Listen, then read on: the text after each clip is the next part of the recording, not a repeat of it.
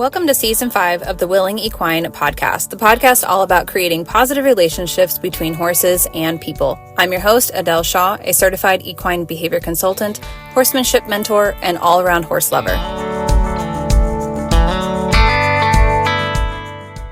Hey guys, it's 2024, a brand new year and a brand new season of the TWE podcast. I'm really excited to be back and making episodes for you guys. It's been such a long break and I'm very much motivated to get back into the podcast. I'm super excited to talk all things horses and positive reinforcement, clicker training, behavior, rehabilitation, problem solving things, anything you can think of. I want to dive into it. Horsemanship, building relationships with our horses. If you can think of, I want to dive into that. So, and I'm really excited for this season. Where I wanted to start though with this episode is a kind of a recap of how things have been going. There's a lot has changed since my last episodes. I want to share a little bit about that, about the herd and where we're at, what's been going on, what some of my goals are for 2024. And then we're going to be diving into part 1 of answering some questions that I got on social media in regards to what can and cannot be trained with positive reinforcement. So this will be part 1 of answering those questions. So if you asked one of your a question on one of those posts, whether it was on Facebook or Instagram, I'm going to be answering those today in this part of the episode, and then we'll do a part 2 and we'll see maybe a part 3. It depends on how long it takes me to answer all of the different questions. And then I also have another one that's coming up after that, and that is going to be answering even more questions that I also got on social media. But let's first dive into an update on TWE and the herd for 2024. So if you guys may have seen on YouTube that we made a huge change in 2023. We had been at a facility that I've started TWE at in 2017. And in 2023, let's go back, rewind. That facility, we loved, we adored. I was so grateful to have the access to that facility, to be able to run my business out of, to be able to keep my horses at. They were very happy. Everything was fantastic there. The one big issue is I actually lived over an hour away from my herd at that facility. I lived closer into the city and for my husband's work. And so I was driving back and forth. I had a really long commute to go work and also to see my horses and take care of them. If anything happened, I was an hour away. So it was just becoming challenging. It wasn't impossible, and I would have continued doing it, except for that we had the opportunity to make a big change that would alleviate that big commute. And so we did. So in 2022, my family, so my personal, like my kids and my husband and all that and my dogs, we all moved to a new property in about an hour away from our old facility and built our house and started getting the property ready for bringing the horses home. And that allowed us in the summer of 2023 to bring home the whole herd. And we did a lot by hand. There was a lot of work to be done. And we started, we had to do a lot of fencing, a lot of land management stuff, a lot of just lots and lots and lots of work. And we did hire some contractors for some different things, but a lot of it was done by hand. And so it did take some time. And plus, we waited to really start on the horse stuff until we got the family situated in our new house and with our routine and got all of that, our essentials, because it's raw piece of land and we needed to get things like water lines and electricity and internet so I could run my business, and because I run it from home, and then just, things like driveways and getting your gate functional and getting a water filtration system from your well and making sure your well's working and making sure you have storage for your equipment and getting basic farm equipment, and just lots of stuff goes into having land that's, I was fairly prepared for because I grew up on land. Well, kind of. I was a teenager when we moved out to large property, but it's a little bit different as an adult when I'm the one financially responsible for purchasing all of that and keeping it maintained, my husband and I. So that was a big shift for us, but we got it all done, and we successfully moved the horses in August 2023. I documented all of that on YouTube, and there's a part 1 and a part 2, I believe. And then I'm going to talk more about that process and getting the horses settled and such in other episodes, but they are doing very well. I do have everybody home, and everybody is doing very, very well now. It's now, January 2024 when this episode goes out. And I'm very happy to report that we're settling in. We're getting into routine. Things are starting to smooth out. It's been a lot of work. There was a lot of stuff that wasn't completed when we did move the horses. So we are still continuing to work on a daily basis with many projects to get everything settled. For example, we just finished covering the water lines. We trenched and brought in water, which trenching in our area is very challenging because we're on solid rock. And so we just finished trenching and running water to all the pastures so that it was much easier to get them all water. Before, when I brought them home, we were trucking water from the well to their pastures. And so it was quite an involved process. It took many hours every week to do that. So this has been a huge time relief. Like, it's just given me back a lot of time to be able to have those, the running water at the pastures. I'm so grateful for running water. So that's just like one example of a project we just finished up. And so there's been a lot of stuff that's ongoing, and we will continue to do more projects. And if you guys want to follow along a little bit more with those projects, I actually created a second Instagram account, and right now it's called Life at the Willing Equine. That's on Instagram. But I also plan to do more updates on YouTube as well. So just keep an eye on those. And I do share this stuff somewhat on the main accounts as well. But anyway, so that's just if you're interested in any of those moves and any of the stuff having to do with that, all the projects that we're doing and all the ups and downs and the learning curves and everything that's come with it. But I am happy to report that we're doing much better and settled in. 2023 was insane. It was intense, but I'm very grateful for every bit of it. But that was one of the reasons that the podcast was really put on the back burner, is because I had so much going on when it came to moving the horses and getting all that situated, that I wasn't really able to do the podcast regularly, and something had to give. So I'm glad to be back, but that was a big thing that was going on. And of course, before that, in 2022, moving my family. And also something that changed in 2023, I don't remember when my last podcast episode was, but I rescued a new horse. So we have a new member in our herd, and also we had a herd member pass away.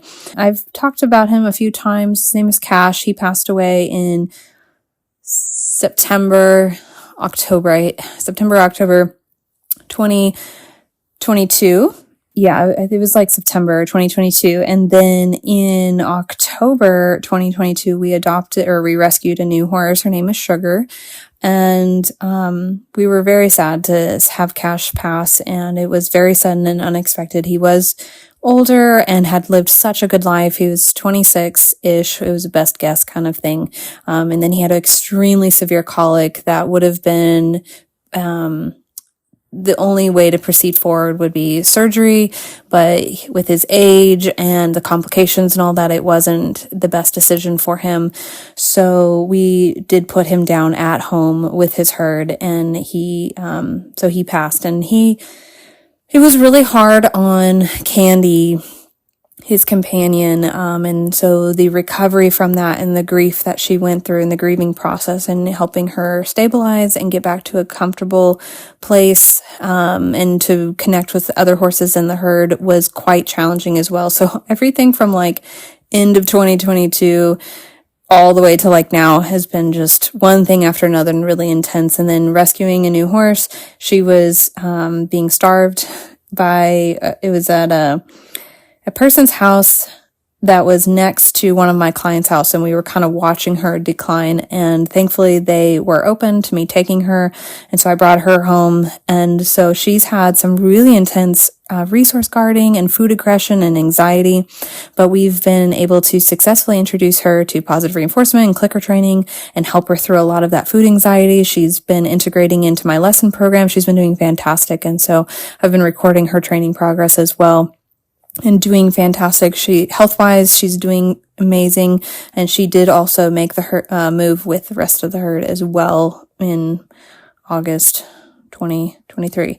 So I'm trying to get all my dates right. Dates and me are just not friends. So if I get any of my dates wrong, I'm sorry. It is what it is. Dates and yeah, I don't excel in dates and numbers and all of that stuff.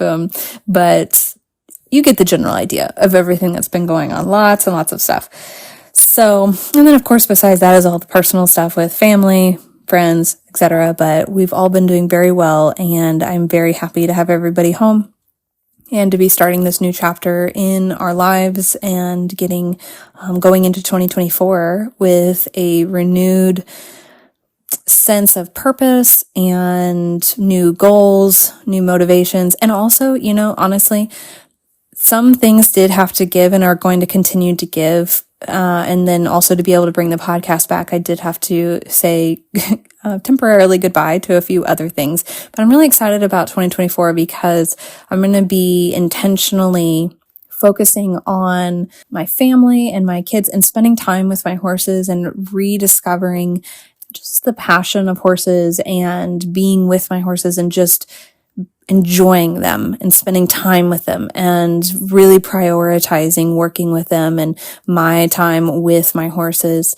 while continuing to bring more TW content, more training content, positive reinforcement, cooperative care, clicker training, just very conscious, positive, humane, ethical, all the words we want to use, content and coaching and community to the equestrian community, to the horse community. That's something that's a really big passion of mine. I used to spend so much more time on social media as far as like engaging with other people and sharing and answering questions and things like that. And I've gotten away from that a little bit, partially because I got a little burned out and a little bit frustrated with social media in general. But I'm hoping to kind of revive that in a controlled way, in a pacing myself kind of way, so that I can continue to network and support people outside, or I should say, continue to support people that are curious and are interested in learning more. And so I want to continue to offer more free educational content and more support in that way. So that's kind of my goals going into 2024. Nothing super concrete as far as like, okay, I'm going to do this exactly and this exactly. Not about that. I just want to spend more time with my kids while they're young and forever, but I just want to spend more time with my family and my kids, and I want to spend more time with my own personal horses, and then I want to re-engage and reignite my passion for connecting with the equestrian community and bringing education to the wider community and continuing to support the community as a whole, but also continuing to help grow the positive reinforcement community. So that's my 2024 goals and what I'm really looking forward to. So yeah, anyways, I figured I'd share those, but that's kind of my updates for end of 2023, going into 2024, how everybody's doing, kind of some of the changes that have happened with the herd. So we've got the 7 plus my client's horse that are with me here at our new facility. We've got River and Raven and Finn and Pumpkin and Cashmere and Candy and Sugar and wait, I missed somebody. Oh my gosh, I'm going to start the count over. Okay. I'm counting. Okay. So we've got River, Raven, Finn, Pumpkin, Cashmere, Candy, and Sugar. Okay, that's it. And then we've got June, my boarding client. So they're all here at our new facility.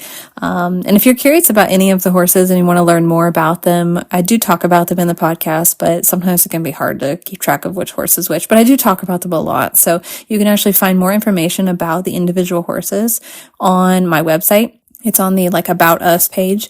There's about every single horse there. There's a little bio about each of them. And then also, on Instagram, they each have a highlight there's a highlight that's about the herd. And then they each have a photo on there that talks about them. And then also they each have their own hashtags. They're either going to be, some of them it's CS. The CS came from back in the day. My social media account, The Willing Equine, used to be collecting spots. And that's because I had paints and Appaloosas. I thought I was so clever.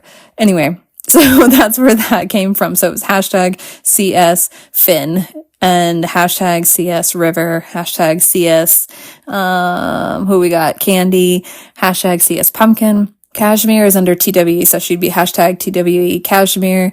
And then we've got Raven, she's under TWE, so hashtag TWE Raven. I believe she's under the TWE. Anyway, and then we've got hashtag TWE Sugar.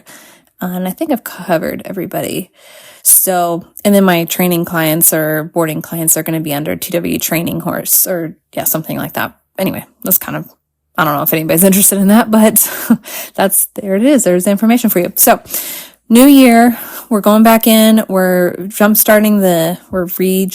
we're bringing back to life the TWE podcast. I'm very excited about it. I'm hoping to keep the episodes on the shorter side this year. I want to keep them around the 30-minute mark.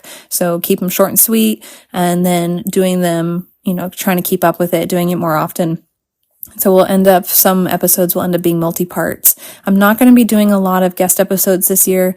Mostly me sharing information and answering questions. I do love answering questions from listeners. So if that's something that you want, you can message me, or if you go to the Podcasters app and look for my podcast, you can actually send me a voice message, which is always fun because then I get to hear your question, and then everybody else who's listening gets to hear your question, and then I answer it.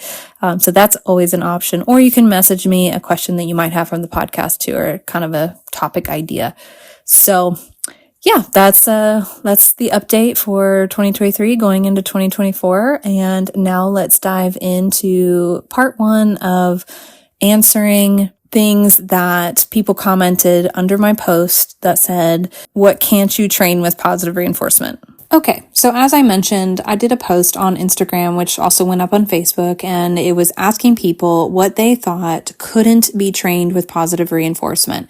And so what I'm going to do is we collected the answers that we got from that post, and I'm going to be answering them. And they weren't exactly questions that were asked directly at me, but they were doubts or things that people thought couldn't be trained with positive reinforcement, or some people commented based on what they had heard other people say couldn't be trained with positive reinforcement / clicker training. I'm going to use those interchangeably.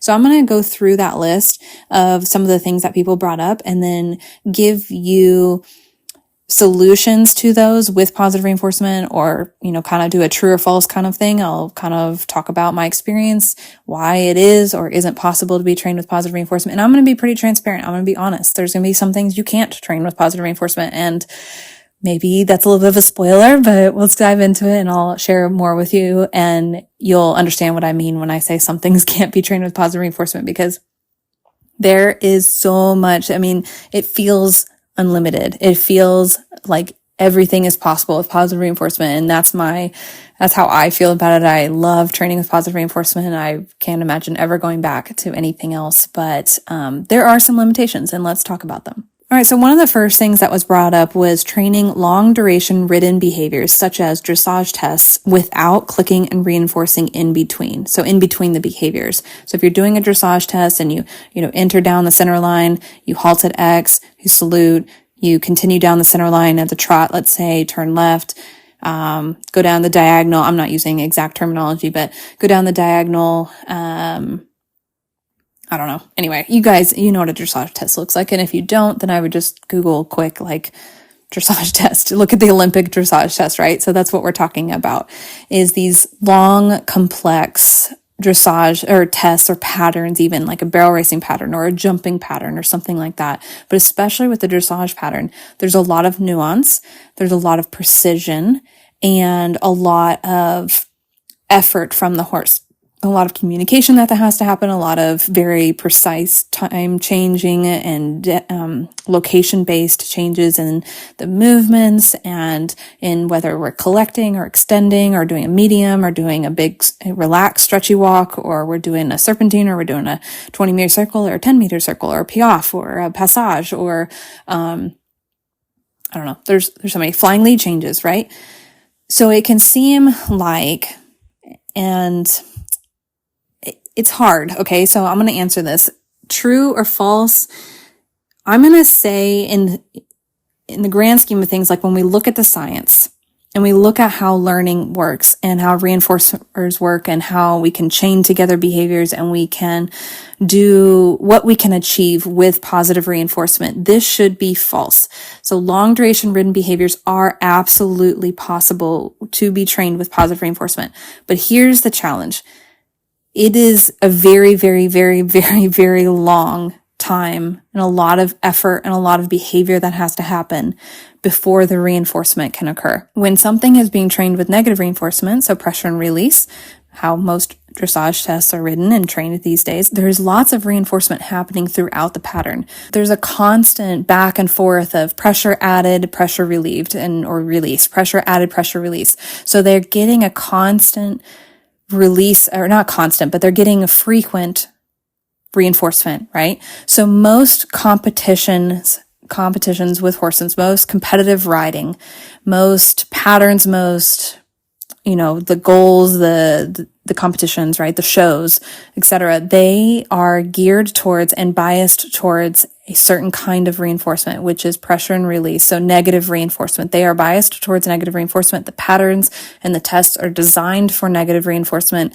The show environment is designed for negative reinforcement. The judging is designed for negative reinforcement. It is all geared towards and centered towards negative reinforcement. Does that mean we can't do it with positive reinforcement? No, but it will be challenging. That's where it's gonna boil down to. Technically, this is false, meaning we can train long duration ridden behaviors and very complex ridden behaviors. I have many friends who do phenomenal positive reinforcement training with very excellent dressage behaviors. Like the training is excellent. The performance of the behaviors is excellent. I've seen high level dressage behaviors. I'm seeing also extensive jumping courses. I'm seeing long trail riding and endurance riding. I'm seeing lots of patterns, like even barrel patterns, etc., with positive reinforcement.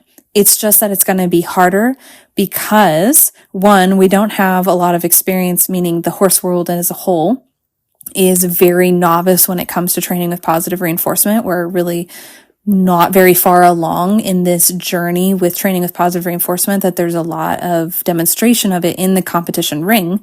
And then two, the competition rings in general, the show environment, the patterns, like I said, are biased towards negative reinforcement. So can we do it? Yes. Can we train long duration ridden behaviors with positive reinforcement? Absolutely. You do not have to click and reinforce all the time. And this goes towards how skilled you are as a trainer. So a skilled trainer with positive reinforcement will be able to achieve this much easier than somebody who is novice with positive reinforcement, just like it would happen with negative reinforcement. When we train, and so I'm going to go into a little bit more specifics of how this is possible. When we first introduce a behavior, reinforcement needs to come often and very quickly, right? Just like with negative reinforcement. So your horse takes one little step forward, needs reinforcement, because they need to know that was the right behavior. Then we start adding up and we start doing, 2 steps, then the reinforcement comes. Then 3 steps, then the reinforcement comes. Then 4 steps, then the reinforcement comes.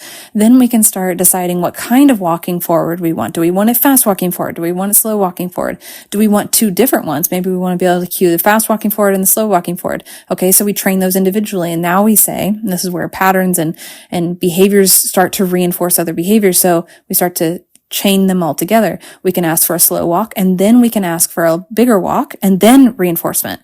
And then we can go slow walk, big walk, halt, back up. We're going to work up to this. Then reinforcement. And actually, because each individual behavior was trained with positive reinforcement, and a cue is added to that behavior that is associated with access to positive reinforcement, those behaviors will reinforce the previous ones that you cue. So if you cue the walk on, that's been reinforced with positive reinforcement in the past, and let's say you're not going to reinforce it this time on its own, but instead you're going to cue the trot. But the trot has also been trained with positive reinforcement, and the cue is associated with positive reinforcement. So actually you ended up reinforcing the walk by cueing the trot, which will then access the positive reinforcement. And this keeps going and going and going until you can get big, long chains of behavior. And you can cue many behaviors back to back to back and have variable rates of reinforcement, variable duration on the behavior. You can have intermittent reinforcement. Like, there's all kinds of nuance and science and skill that goes into this. And we can get to the point where you could be reinforcing fairly infrequently, where you're going along a trail. Let's say I do a lot of trail riding. So I could start, I start training a horse to go on the trail. We're reinforcing, let's say I'm doing a mile-long trail ride. Okay, this would be a good example. I might reinforce initially, example A. It's not necessarily initially. It's come somewhere down the line of the training. Example A, on a mile-long trail ride, I'm having to stop and reinforce, let's say, 30 times. And then, after a couple of practices, I've gone down to 20 times. And then after that, I've gone down to 10 times. And then now we're down to 5 times. And now we're going down to just 1 time every mile, because the horse, and in that trail, right, we've walked over a log. We've done a little bit of trotting. We've done a little bit of walking. We've done a halt. We've backed up. We've turned left. We've turned right. These are all individual behaviors that are only getting reinforced 1 time at the very end of that mile. And so we've decreased the frequency of reinforcement, but everything is still being reinforced with positive reinforcement. The same idea applies to competitive riding, other long duration ridden behaviors, complex behaviors like dressage and jumping courses, etc. It is all possible with positive reinforcement. You just have to know what you're doing and have to have a lot of practice and coaching to get there. Okay, so following up on that one is actually another really great question, where somebody said it wasn't possible to train high school dressage like piaffe, passage, etc. with positive reinforcement. So I basically answered this question already, this doubt, this thought that you can't train it with positive reinforcement, but I'm going to go into it just a little bit more, just to specifically talk about training complex, nuanced behaviors like that. So absolutely they are possible with positive reinforcement. Absolutely, 100%. Even the high effort things, it is possible with positive reinforcement. We're seeing examples of it it's starting to increase. People are putting effort into training these higher energy behaviors, these higher effort behaviors, more specific, nuanced, precise behaviors. We are seeing more and more people dedicate the time and the energy that is required and the expertise that is required to train these behaviors. But it's not really common yet. So we're only seeing a few examples so far, because a lot of times people, just like with anything, we see, or just like with traditional training these high school movements takes years and takes a lot of dedication and patience and a lot of expertise to be able to train them, having a good eye, being very thorough and detailed, etc., right? It's no different with training with positive reinforcement, but the pool of available positive reinforcement trainers that are also then simultaneously trained and interested in high school dressage, and then also simultaneously have a horse that is well suited to this type of training. And then also simultaneously they have the time and the ability to then go ahead and train this behavior. It's such a narrow, small pool right now that we're not seeing a lot of examples, but it is absolutely possible. And going back to the kind of the same idea of the building of the behaviors in between reinforcement. Well, with these high school behaviors with dressage, it's going to be more about building the individual building blocks. So can your horse stand square and balanced? And then can they offer a flexion? And then can they rock their weight? And now can they target this foot? And then can they target that foot? And now can they start to do it all together? And now can we do it back and forth and back and forth? And then eventually we've got a piaffe. But that's many, many, many individual steps that then build up to this more complex behavior. And again, we got to look at all of the other aspects of it. Do we have a trainer that is experienced enough to do that? Do we have a horse that is suited to doing that? Although we could argue that dressage is for every horse, but you get what I mean. Do we have the time and the effort or energy to put towards that? And then has it been enough years that we've been able to now demonstrate the results of that training and that patience and all of that? So it is possible. We are seeing it. I know multiple trainers that have been successfully teaching high school dressage movements, and doing them very, very well. And of course, we're still learning, and there's some differences between the traditional training and positive reinforcement, and kind of some of the little nuanced differences that we run into, where like with positive reinforcement, some of the struggle that we might have that we don't have with traditional training is that with positive reinforcement, maybe we have to play around with the value of the reinforcer, or the frequency of the reinforcer, because the effort that is required, and there's no avoidance. With positive reinforcement, there's only seeking out, right? With negative reinforcement, we are relying a lot on avoidance.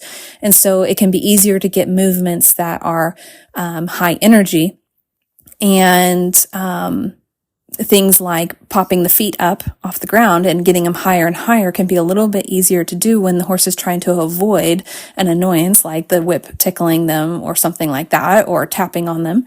Versus with positive reinforcement, we need to switch that up, and they need to learn to target something to seek it out. And so there's going to naturally be some challenges with positive reinforcement that we don't face with negative reinforcement, but that doesn't make one better than the other. It's just different, right? But absolutely, it is possible to train high school dressage movements with positive reinforcement, and we are seeing examples of this on the regular right now. Okay, I'm going to do one more for this episode, and it ties in with the other two, so it'll be perfect. Somebody commented about not being able to teach negative reinforcement with positive reinforcement. And actually what I believe that they meant was responding to tactile cues and escalating pressure with positive reinforcement, that it's not possible to teach the response to pressure with positive reinforcement. And this is false. It is absolutely possible to teach a horse to respond to a tactile cue, assuming that's what is meant here, is that if you want your horse, like if you want to be able to put your hand on your horse's hip and have them move their hip away from you, absolutely possible with positive reinforcement. If you want to be able to put pressure on the halter, so a tactile cue on the halter, and have the horse drop their head, absolutely possible with positive reinforcement. Here's the difference: the motivation for the behavior. The cue can look the same. The cue can look the same for negative reinforcement, pressure and release, and positive reinforcement. So they can both be tactile cues, but the motivation for why the horse is performing the behavior is different. So let's go back to the head dropping example. So if I put a tactile cue on the head, so let's say I've touched behind the horse's ear and I want them to know that that means to drop their head. With negative reinforcement, I'm going to put a mild pressure behind the ears on the pole and then wait for the horse to drop their head just a smidge, and then I'm going to release it, right? So that's the reinforcers, the release of that pressure. With positive reinforcement though, we're not going to do that. We're not going to put our hand up there and wait for the horse to move, because that would be still negative reinforcement. Even if you followed with a click in the food afterwards, that's negative reinforcement with a cherry on top. Instead, what we're going to do is teach the horse first to do the behavior, which is dropping the head, by doing something like following a target. So my horse in this example already understands touching their nose to a target. So I'm going to present this target a couple inches below their nose. So they start to drop their nose to go to that target, click reinforcement. I'm not even touching their pole or anything right now. We drop their nose to their target, click reinforcement. We do it again. We make sure we've got that nice action happening, that dropping of the head happening. Now I'm going to introduce the tactile cue, which is going to look identical to the negative reinforcement cue, but they are not dropping their head trying to find relief from the pressure on their pole. Now what we're going to do is we're going to just barely hover our hand or lightly touch our hand to the pole and then present the target, and they're going to drop their head, click reinforcement. They didn't drop their head because my hand was behind the pole. They dropped it because the target came out, right? So we're going to do this again and again and again. And now I'm going to, and you want to work up to the point where the pressure is the tactile cue is the degree, the level that you're looking for. So if you want your horse to drop their head from barely hovering your hand over the top of their pole, that's what you need to train. If you want, however, to prepare your horse for more, quote, pressure, more intense tactile cue, go ahead and train that now. So having a little bit more contact on that pole, but first make sure your horse is comfortable with that they're not going to find that aversive. So put a little bit more tactile touch on, then present that target, click reinforcement. Now what we're going to start to do is remove the target. We're going to start to delay bringing out that target and click and reinforce for just the head dropping in anticipation of the target coming out. So you put your hand on the pole, the horse starts to drop their head, expecting the target to come out. You're going to click and reinforce that. Now you don't need the target at all, and the horse is going to start to associate a touch on their poll with dropping the head, click reinforcement. Now you've trained the dropping of the head to a tactile cue that looks just like a pressure and release cue, but it is not a pressure and release trained cue. It is not motivated by seeking release. It is motivated by seeking reinforcement, right? So you can absolutely teach your horse all behaviors that are typically taught with negative reinforcement. So all tactile cues, let's go that way. A touch on the side from the legs, a touch on the pole to drop the head, a hand on the hip to move the hip away, a wiggle of the rope to back up, a finger on the shoulder to move the shoulder away. I mean, there's so many different ones, but you can teach all of these tactile cues with positive reinforcement, and they will look identical to negative reinforcement. And so you can absolutely teach your horse, quote, pressure or escalating, tactile cues with positive reinforcement. If somebody were to come up and escalate the pressure on your horse, the horse may get a little frustrated or confused, rightfully so, because nobody's ever escalated anything. But this is why I said that it might be beneficial to teach your horse a little bit more in quote intense cue. If you are worried that your horse might at some point experience a little bit more of an quote intense cue for that behavior. And also I want to remind people that horses don't need to be taught negative reinforcement. They need to be taught the cues for desired behaviors. And if you want to use negative reinforcement, that's fine, or positive reinforcement, that's fine.